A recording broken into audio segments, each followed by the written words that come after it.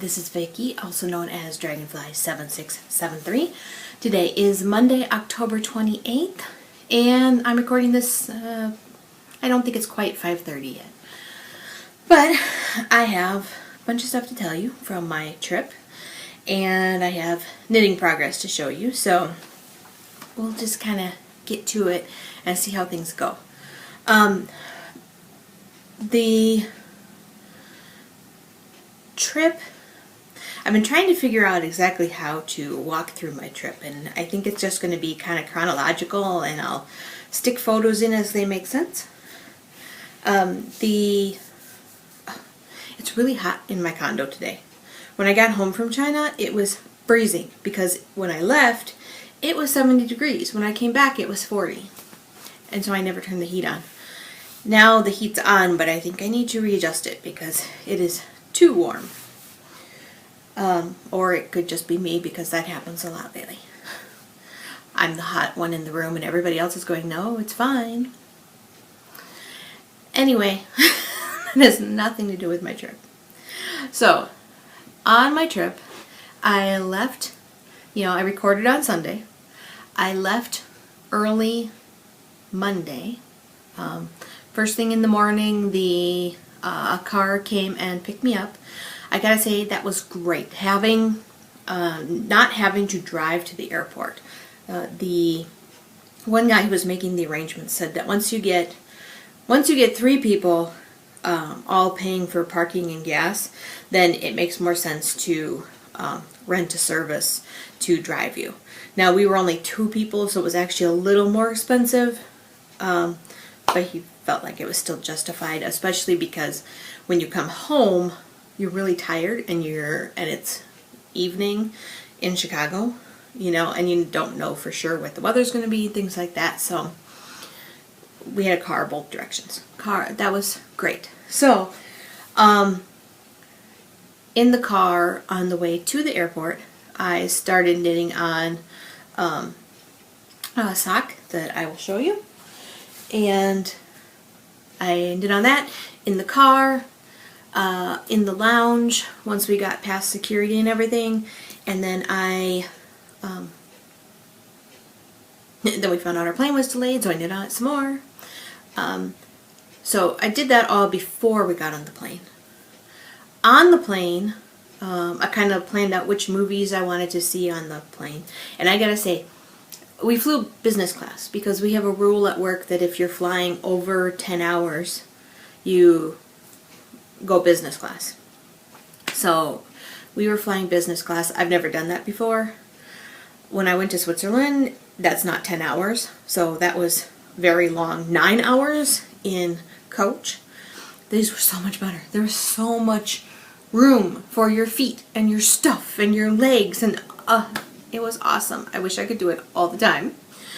And the seats were adjustable, so you never got quite so stiff because you could adjust the seat into in various positions, from reclining to sitting upright to almost laying totally flat for sleeping.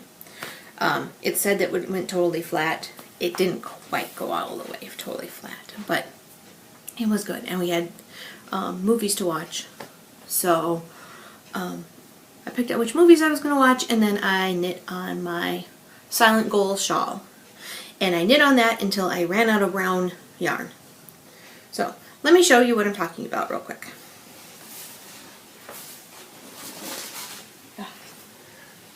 I'm going to pause for just a second.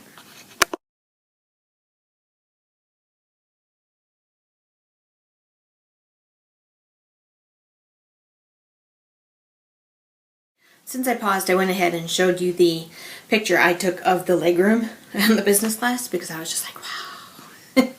So this is the sock I was working on. Now I also worked on it at some various other times too. So this is from Knitter's Nightmare. It is the yarn shop that is done by Sadie of the Yarnivore podcast. So it is her Boogeyman base. I like the big wide stripes. I was fashioning this on Laura Linneman's Socks on a Plane. Laura Linneman is Lala of the Knit Girls. And so she has the cable going up the side, and then on the other foot it goes up the other side. Instead of trying to count my cables and figure out how many stitches, I just basically counted how many rows I was into a color. And when I hit the 5th line in a color, that's when I did the cable. Because the cables are sized by the stripe, I'm actually going to do this as a tube sock and do an afterthought heel later, because otherwise if I do the gusset increases, my stripes are going to get smaller and then my cables will be all wonky. So, and I was thinking about it, I thought about it, well, maybe I shouldn't have done it that way, but I think even if I hadn't been using the stripe as my count, I still would want to do that because they're lining up so nicely in the stripes that I think it would look weird when the stripes get smaller. So I like the way it's looking right now. So I've called these Socks on a Plane to China, even though this is as far as I got on one sock because it wasn't what I primarily worked on. Now it's become my purse knitting. But mainly what I worked on the plane was I worked on my Silent Gold shawl. Let me make sure, yes, this is the right way. I worked on this until I ran out of brown yarn. Now, I had more brown yarn with me. It was just in my suitcase. I hadn't expected to run out on the plane. And I didn't have that much knitting left, so I just switched over to the sock when I got to that point. So that was what I did on the way to China. Now on the way home, I grabbed more yarn and I got further on this, and then over the weekend I was so close to finishing that I insisted on finishing this over the weekend. Because when I got home from my trip, I was right here. I was right about to start the pink. I hadn't done it yet, but I was done with this section. And so I had the one pink row, and then the brown, and then the rows that go all the way around, and the bind off. So I was so close, I wanted to do it. So this is what I worked on this weekend. So it is actually finished. It is very nice and big. I haven't soaked it yet, but I also don't plan on blocking it really. I mean, I might soak it and wash it just so it's a little less scratchy in places, but for the most part it's not going to get, I'm not going to make it any bigger. I like the cushiness of the garter stitch, so I am really happy with how this turned out. So I'm going to post pictures of this. Actually I'll probably post a picture of where my yarn ended too, because I was like so sad.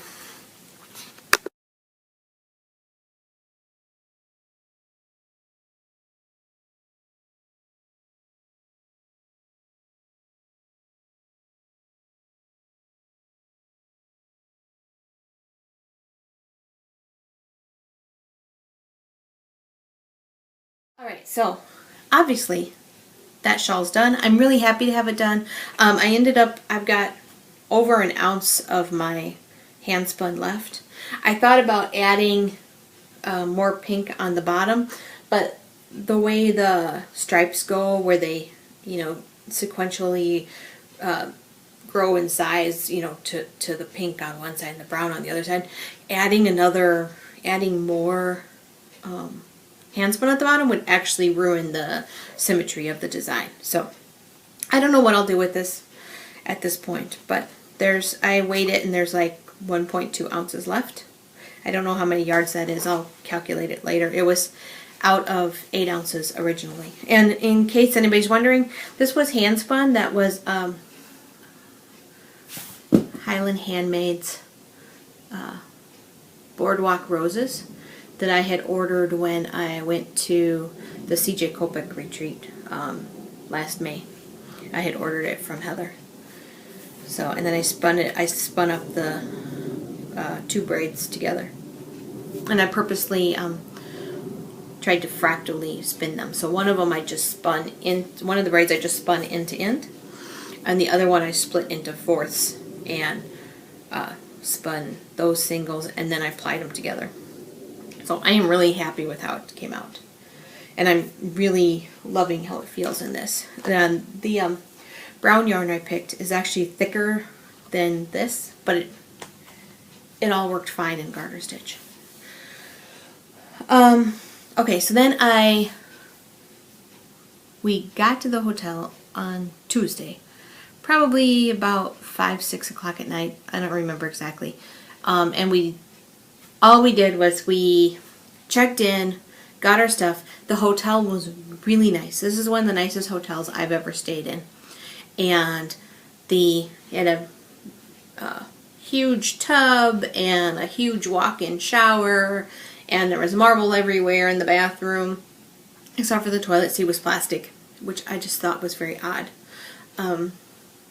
Big king-size bed with big fluffy white pillows and comforter, and there was a half couch thing that I actually sat on quite a bit to sit and knit during downtime.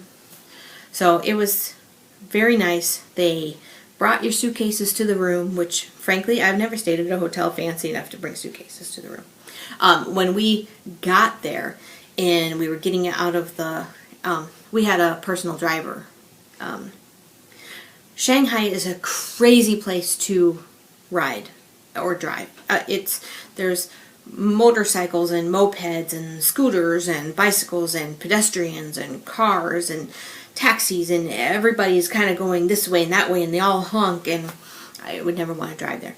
So my company actually has a driver and one of like the head guys, this is really his driver, but we got to borrow him. The driver came and picked us up from the airport and drove us to the hotel. But when we got to the hotel, they immediately people were coming and taking our suitcases and everything and taking us right away to the front desk and getting us all checked in, and they took us to 3 different people, so we all checked in at once, and we signed up for the rewards system because then you got free Wi-Fi in the hotel, and it was a very nice hotel. So I'm going to stop here and put pictures of the hotel.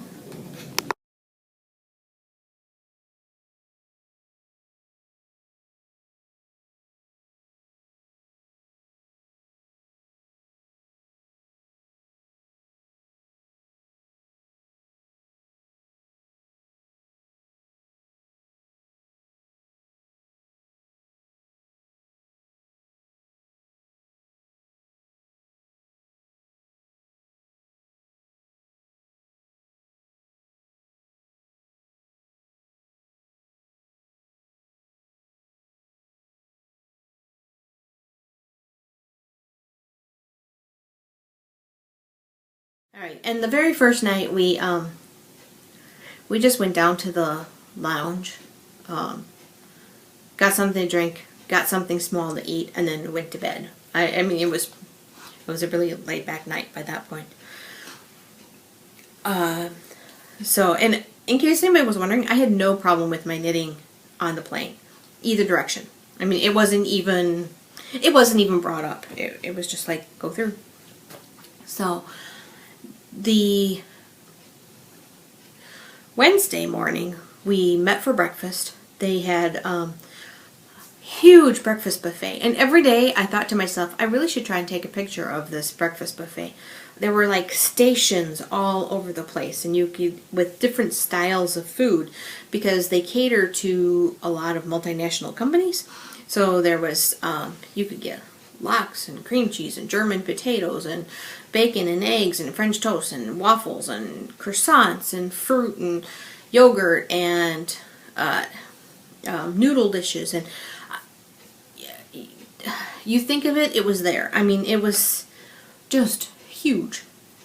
Way easy to overeat, but so we met for breakfast, and then we were supposed to walk to where we work, and even though I said I was pretty sure I knew where the building was, the guy who had been there before but never from this hotel said, no, no, no, it's over this direction. So we followed him around for quite a while before finally deciding to go back to the hotel, because where he thought it wasn't, and then finally went the direction I said, which is over there.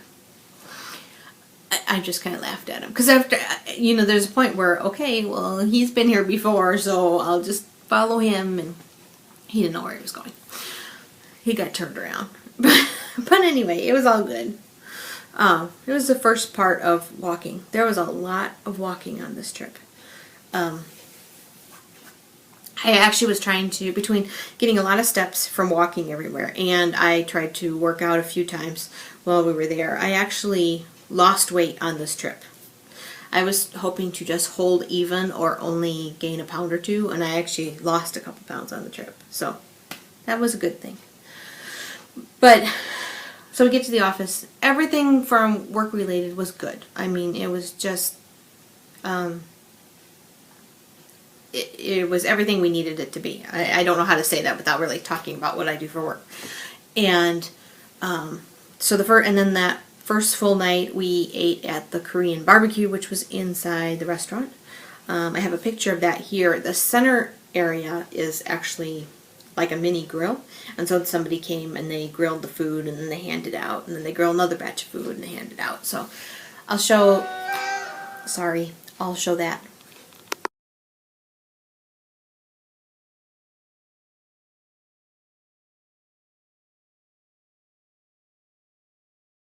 Oh yeah, and on that first full day of work, a bunch of us all went out to lunch, and this is where I learned one of the interesting differences when going to China. We are used to, in America, that we order our food as a table, and when everybody's food is ready, they bring it all out at once, and everybody starts eating at once. That's not the way it worked over there. As food was ready, it got brought to the table. And it didn't really matter if it was your food, your appetizer, if one person's food came out way before somebody else's food. And for a while, everybody was trying to be sort of polite and wait for everybody to get their food. But then the first people's food was starting to get cold while the last person still didn't have her food. And so we were like, just eat. So it was just a different way. And everywhere we went was like that. But the first time we noticed it was that first day at lunch, because everybody's got brought out very piecemeal. You got one person got their food, and a few minutes later somebody else got their food, and the one poor person, her food accidentally went to another table. So the first several people were totally done eating by the time she got food. But the food we had was good. I had a chicken and rice cheese bake thing. It was just basically like a casserole. Most of the time we were there, we weren't eating anything abnormal. In fact, most of the time we were eating things that you would find in the States. Pizza, burgers, or Thai food, Indian food. The second night, on Thursday, that's the night we went out for a big traditional Chinese dinner, and with a huge Lazy Susan, and I have a picture of that. I don't have a picture of the food itself, because once we were actually having food, I wasn't going to take out the camera and take pictures. It was just rude. They might not have cared. I cared.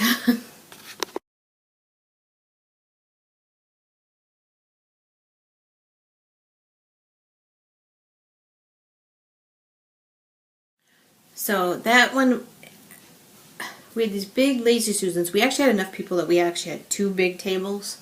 But we had things like vegetables and jellyfish and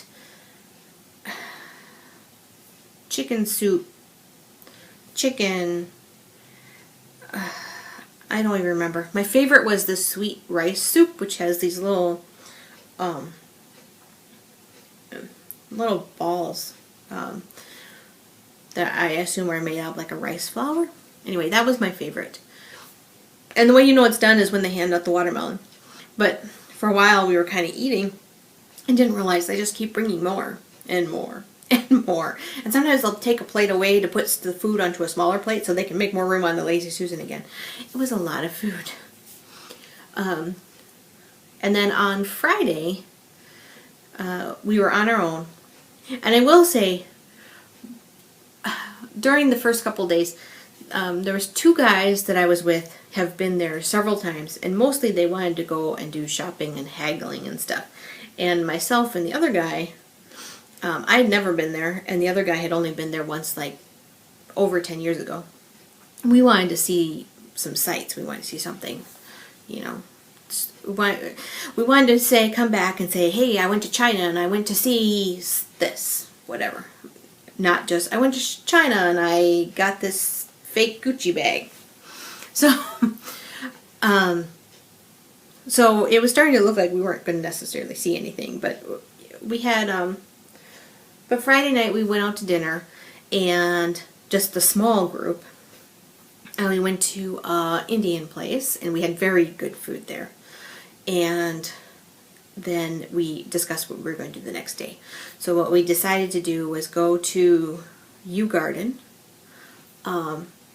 I don't know the history behind Yew Garden. Even today, I linked to a Wikipedia article in the show notes already, but I didn't get a chance to read it. And we didn't have a guide going through Yew Garden. So I have a bunch of pictures to show you, and I'll put them in here, but I don't know anything about the locations really, aside from what some of the small signs said.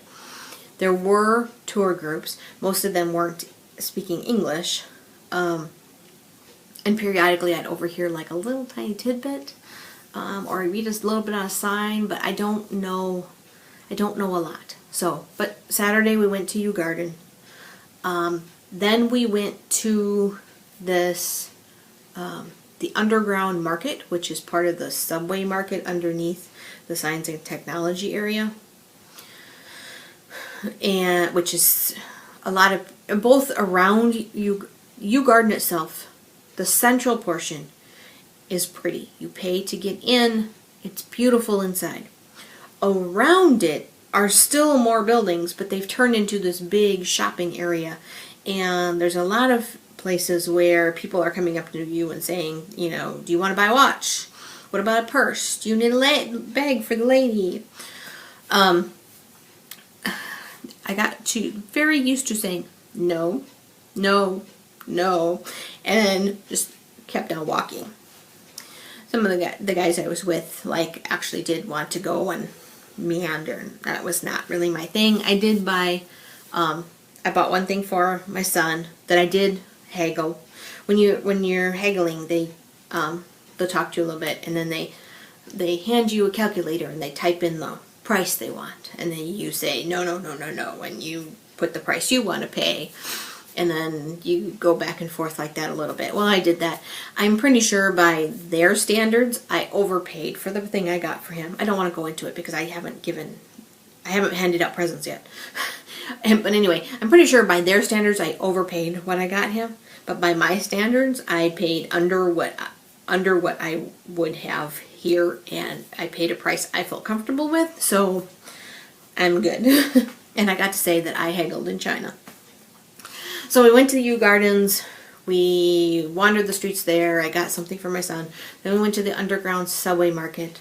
The Yew Garden and the underground market I have linked on the show notes already. We went someplace for dinner. It was just it's a chain restaurant, but it's not a chain from the US, it's a chain from Australia. Big Bamboo. And we just had burgers. And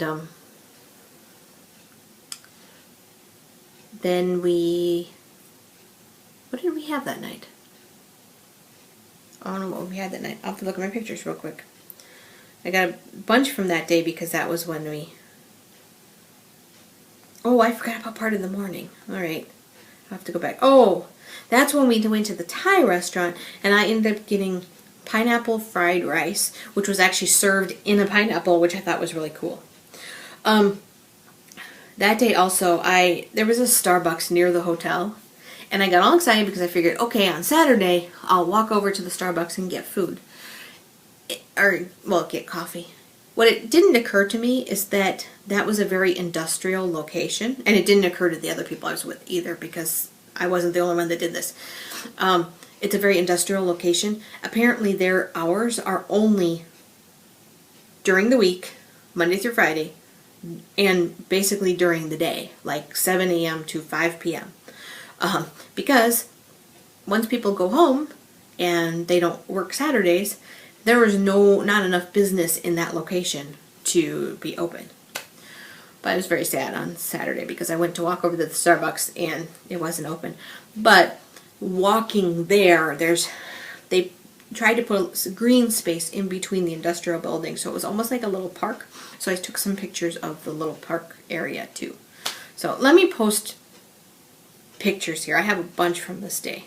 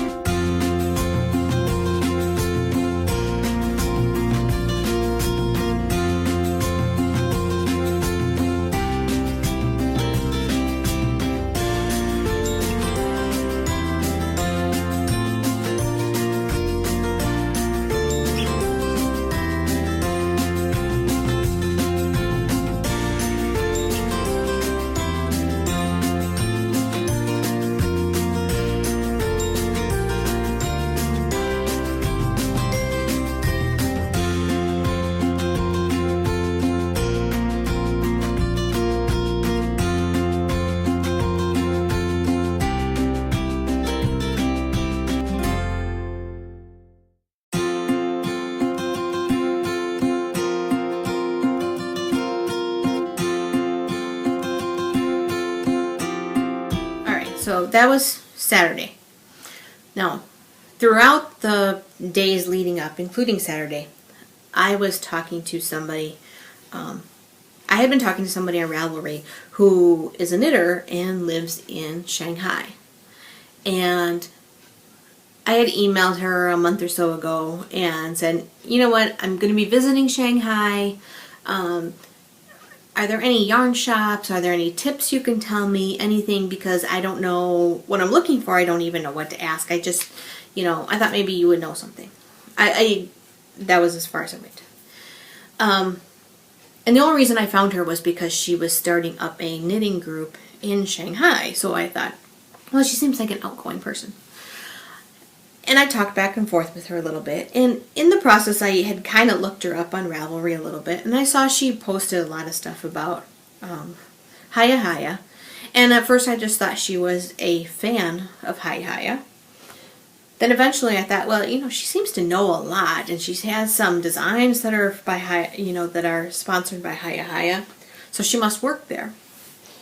Well, then she tells me on Saturday, when we're emailing back and forth and texting, that no, she owns Hiya Hiya. she and her brother actually own Hiya Hiya, and in China, and do all their manufacturing of the needles and everything. And they do have their North American distributors here, who I know their names now, but I don't know them. And so she and I actually met on Sunday, and Sunday was a great day. Now, the guys I was with were totally blown away by the fact that I was saying, no, I'm not going to hang out with you. I'm going to hang out with my friend here in Shanghai. And they're going, how do you have a friend here in Shanghai? And they're like, is it someone who works for the company? No, it's somebody from knitting. How do you know somebody? So, I don't know how to properly pronounce her name. She told me to just call her Jenna. So, that's what I call her. Oh, shoot. She gave me, as just a gift, so we hung out a good portion of Sunday.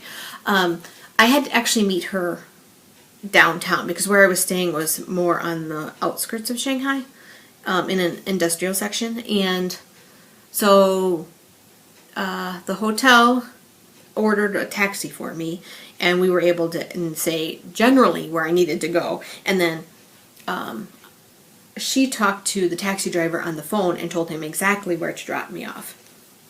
And then when I got there, I texted her and I'm like, I'm here. And then she came and found me. So she was a very nice person, very friendly. I mean, she took me on the subway, and she bought the subway ticket, and we went on the subway, and we went to another section of town that had kind of some older buildings that have now been turned into shops. These were kind of expensive shops, so there was nobody asking if you wanted to buy a watch. And there was a Starbucks there, but we didn't get coffee then because it was very busy, and we decided that we were hungry, so we had dinner. We went and got dinner instead. But she gave me this very beautiful jewelry case. So it's Hiya Hiya, and it's a beautiful brocade, purple and black, and I love purple black. So, and it has a section for all your different jewelry with the zippered sections, and then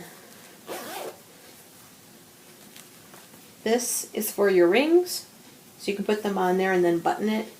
So, and then roll it all up. And considering that I brought my jewelry in a plastic Ziploc bag, this was a really good gift. So I really enjoyed this. So she and I went walking, we went on the subway, took some pictures. Then we had dinner at a Hong Kong restaurant. We shared salad and sweet and sour pork. And then she asked if I had seen the bund. Some of the people there pronounce it bund. Some of the people there pronounce it bund. And then periodically they'd ask us what we would call it, and we're like, we don't know, we don't live here, what do you call it? I'm not sure which way it's supposed to be pronounced. I like bund better, but it might be bund. Anyway, that is a river that goes through. And she asked if I had seen it, because it's one of the really famous places to go and see, especially at night, because it's all lit up. And I said, no, actually I was missing that part of the trip because the guys were going to go there for dinner that night. But because I was with her, I wasn't going there. And she's like, no, you can't miss that. She's like, we'll go and we'll walk. So we walked down Nanjing Street, or Nanjing Road, which is also called Pedestrian Street. It's this big open street. No cars are allowed there now except for these trams that will take you from one end to the other. But there are, it's all neon lights and street performers. It reminded me of Fremont Street in Las Vegas without the drunken factor. So you had street performers and you had neon lights and you had stuff going on everywhere, but there was no drunks. Kids are running around, very family friendly, and the stores along the way are all, KFC, McDonald's, various clothing stores. In fact, at one end was a huge Apple store, which I took a picture of. So we walked all the way down that street to the Bund, and then when we got there, we went walking up and down, and we got a couple people to take our pictures with the skyline in the background. So I'm going to put those pictures here with her and me and the skyline and everything. And on one side of the river, it's very modern, and there's the Pearl Tower and all these very modern buildings. And on the other side is like the that is the Customs House and some other buildings. Now, in the show notes, I linked a page that has all about the pedestrian street, and I linked an informational item about the Bund. Everything I'm talking about, I tried to find information on, so please go and click and go read about stuff. So.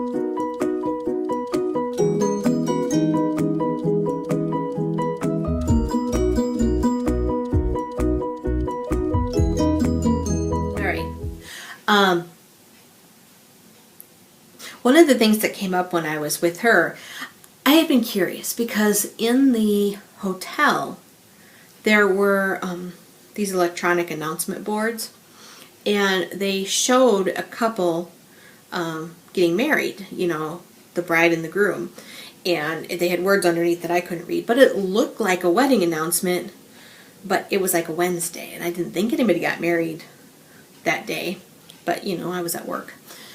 So, and then on Saturday, while I was waiting for the taxi, I actually saw the bride, because she actually went by and I told her she looked beautiful, and she smiled and she understood that, she said thank you. So, but then I was like, well, how in the world did they get the wedding pictures? If they're getting married on Saturday, how have they had pictures all week, or most of the week? Well, while we were out and about, there was a couple getting pictures taken, the bride and groom, and Jenna made the comment that she wasn't sure if they had just gotten married or if they were just taking the wedding photos. And I thought that was kind of odd, so we were talking, and apparently they do the wedding photos before the wedding, so that then the wedding photos aren't, like, as near as I can tell, the wedding photos then aren't interrupting the day, which that would never go here, because here we have the superstition that the groom shouldn't see the bride before the wedding, and he shouldn't see the wedding dress. And I mean, even Katie of Knitting on the Fly was talking about that recently, because of the fact that she's not going to be posting any of the dresses she tried on or anything like that on the podcast, because her fiance watches it sometimes. So, very few people are going to see her dress. you know, before the wedding. And so, and here, they were taking all the wedding photos ahead of time. I just thought it was a very different dynamic. So, so we had a really good day, and eventually she put me back in a taxi, and she told at the hotel, we had cards. They gave it to us at the hotel right away, and I asked for a couple more. In fact, they might... Oh, no, I don't have one up here. I don't bring my purse up. We have cards that had the hotel information, address, phone number on one side, and on the other side it had like a map of where the hotel is, so you could hand that to the taxi driver. So we handed that to the taxi driver, plus she talked to him and explained where I was going, and so I got home just fine. I guess the guys had a really wild ride back from where they were, and it turned out I was like really, really close to where they were when I finally realized where they were. Now, just in case anybody's wondering, one of the guys I was with and I, we texted a few times during the day, so he knew that, yes, I found my friend, yes, I was fine, you know, where was I? So it wasn't like nobody knew where I was. But I absolutely loved meeting Jenna, and now I have an idea for a thank you surprise for her, but I'm not going to talk about it yet. And like I said, while I was there, I also got gifts for Mom, AJ, a small thing for his girlfriend, a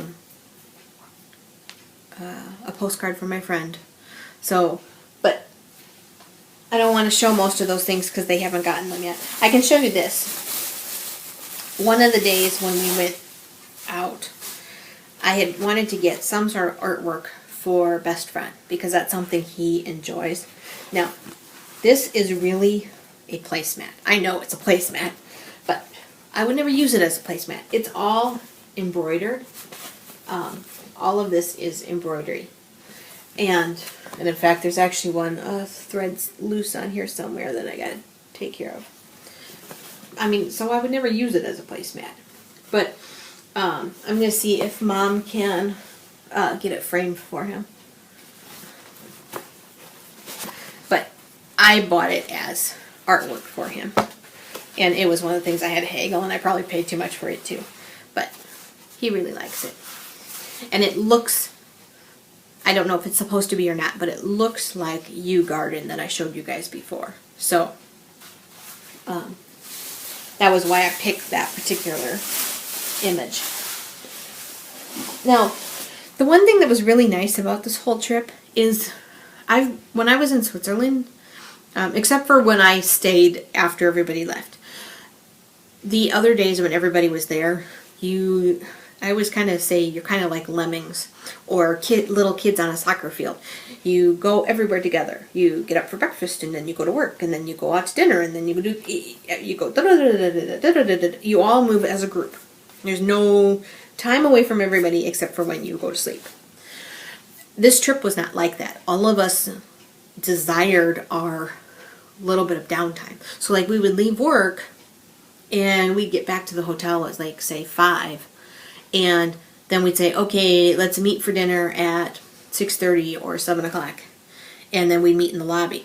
Well, that means you had an hour and a half, 2 hours, and that's when I'd go work out or I knit or something.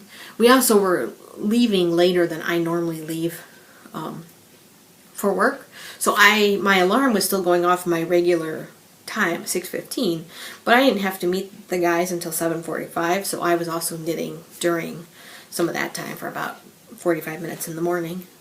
I did not have bad jet lag. I didn't sleep at all on the way there, so by the time we got through the first night, at 9:30 at night, I crashed. I slept all the way through the night, and the next morning I was up and ready to go. My alarm went off, I was ready, sun was out, I was good.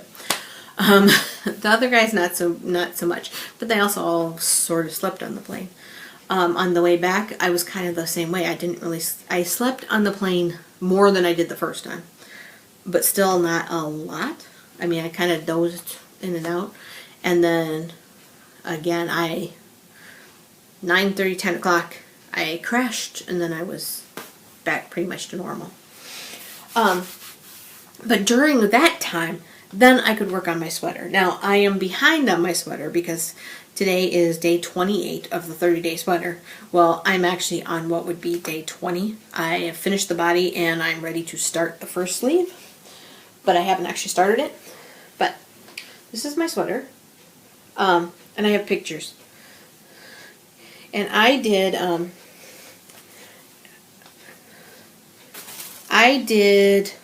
decreases. My decreases for the body, I did underneath the bust. Not right underneath, like right to the outside. So it actually fits very nice over my chest. And then I did straight knitting for a while until I hit my natural waist. And then I had to do sharp increases around the hips because my hips, butt, and stomach go. If you look at one of the pictures I'm going to post, you can see it goes. It's like wide and goes down, and then all of a sudden goes, which looks a little weird when it's laying flat, but it fits really well. So you'll see that in the pictures. But one of the things I did was I did it kind of a tunic style and split this. So I knit back and forth on the front, and then I did the same thing on the back, and then I did an I-cord edging all the way around. Now later, there's certain things are blocked in China or discouraged. Facebook is one of them. Now, we couldn't get on Facebook anywhere, but somehow Jenna gets on Facebook, so I don't know what the rules are for that. But Facebook is blocked at work. Well, it's strongly discouraged at work anyway, even here in the States. So I never go there. And in the hotel, it was actually specified that it was blocked because it was one of the censored sites. And then YouTube is supposed to also be censored. And I couldn't get to that in the hotel when I had time to watch things. But at work, I could get to it but then I didn't have time, I wasn't supposed to be looking at YouTube when I'm at work. So I don't know exactly how that works either. But anyway, later I read, or I saw, how to add I-cord edging as you're knitting and then do an I-cord bind off. I saw those afterwards. So if I was going to do it again, that's what I would do. I would do the edging as I went and then bind off in I-cord. But I didn't. I did I-cord all the way around. It is stretched a little bit right at the top. I don't notice it very much when I'm wearing it. I might just take a thread and tighten it up. Depends on how much it bothers me later. So, and I did that split because that way, because I am losing weight, it kind of just, it sits nicer. It's not tightly wrapped around my stomach and hips. So I'm going to post some pictures here of where the sweater is at now.